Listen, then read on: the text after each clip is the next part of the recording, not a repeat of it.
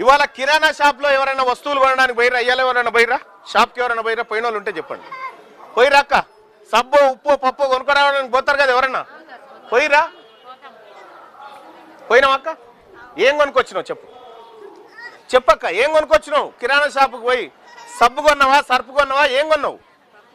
పప్పు కొన్నావు కదా, పప్పు కొన్నావు. ఎన్ని కిలోలు కొన్నావు? 1 కేజీ కొన్నావు అనుకుందాం. ఎంత కేజీ? ఎంతకు కిలో? 120. 120 రూపాయలకు కిలో పప్పు, అవునా? ఈ 120 రూపాయలలో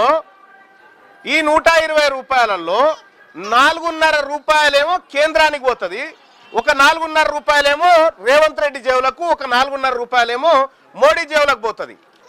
ఎక్కడిది? పన్ను అన్నట్టు. ఇట్లా మీ దగ్గర ఉప్పుల మీద పప్పుల మీద వసూలు చేసినటువంటి డబ్బే ఇక్కడ ఉన్న బడ్జెట్.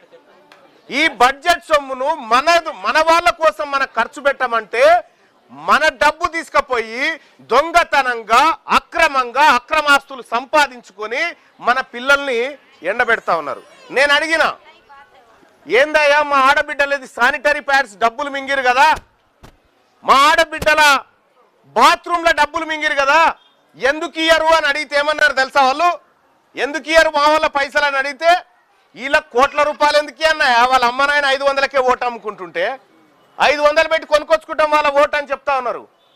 500కే వాళ్ళ అమ్మ నాయన మా కోటు అమ్ముతుండగా వాళ్ళ పిల్లలకు మేము కోట్లు ఎందుకు ఖర్చు పెడతామని చెప్తా ఉన్నారు. ఇది జరుగుతుంది.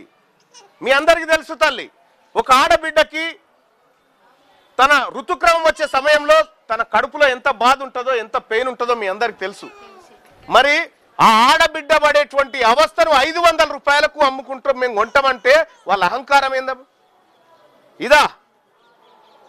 ఎందుకోసం ఓటేయాలి వాళ్ళకి? దీనికోసమా?